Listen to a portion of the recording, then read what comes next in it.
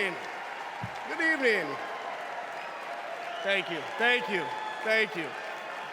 I'm Adam Kinzinger, and I am proud to be in the trenches with you as part of this sometimes awkward alliance that we have to defend truth, defend democracy, and decency. I was just a kid when I was drawn to the party of Ronald Reagan, to his vision of a strong America, the shining city on a hill. I was a Republican for 12 years in Congress, and I still hold on to the label. I never thought I'd be here, but listen, you never thought you'd see me here, did you? But I've learned something about the Democratic Party, and I want to let my fellow Republicans in on the secret. The Democrats are as patriotic as us.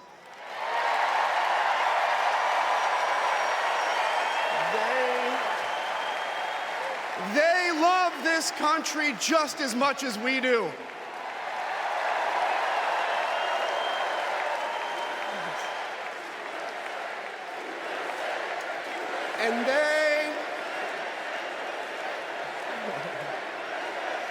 And they are as eager to defend American values at home and abroad as we conservatives have ever been.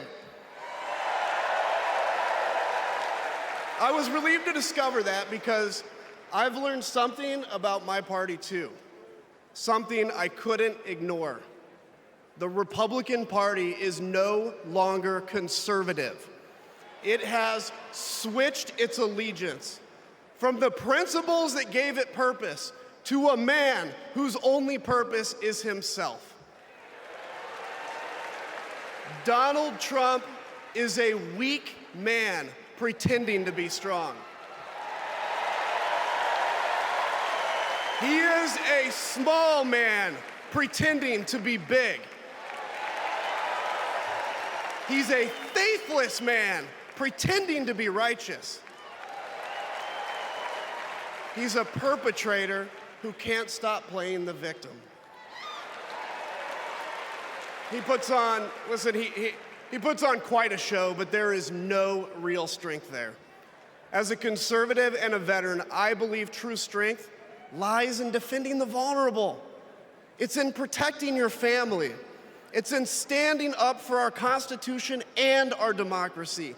That is the soul of being a conservative. It used to be the soul of being a Republican, but Donald Trump has suffocated the soul of the Republican Party. His fundamental weakness has coursed through my party like an illness, sapping our strength, softening our spine, whipping us into a fever that has untethered us from our values. Our democracy was frayed by the events of January 6th, as Donald Trump's deceit and dishonor led to a siege on the United States Capitol. That day, I stood witness to a profound sorrow, the desecration of our sacred tradition of peaceful transition of power, tarnished by a man too fragile, too vain, and too weak to accept defeat.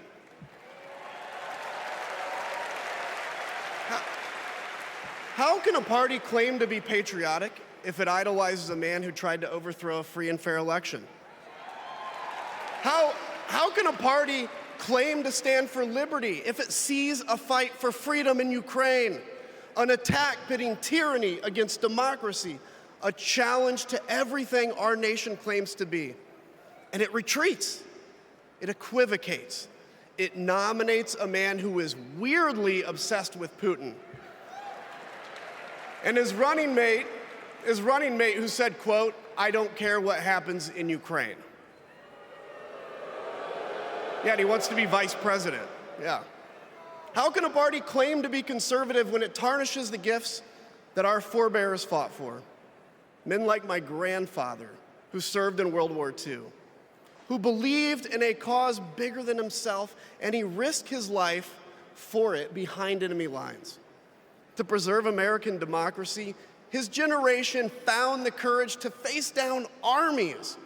Listen, all we're asked to do is to summon the courage to stand up to one weak man.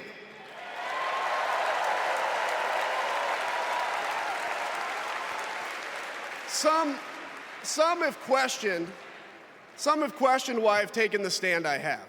The answer is really simple, ladies and gentlemen.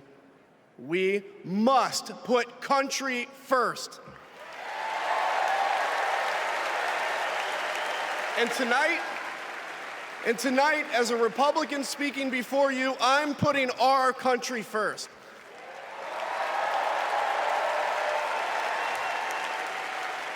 Because the fact is, I do belong here. I know Kamala Harris shares my allegiance to the rule of law, the Constitution, and democracy. And she is dedicated to upholding all three in service to our country. Whatever policies we disagree on pale in comparison with those fundamental matters of principle, of decency, and of fidelity to this nation.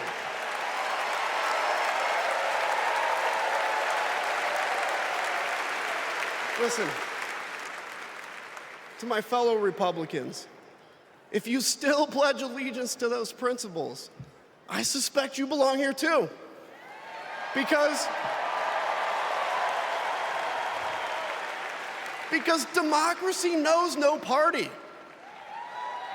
It's a living, breathing ideal that defines us as a nation. It's the bedrock that separates us from tyranny. And when that foundation is fractured, we must all stand together, united, to strengthen it.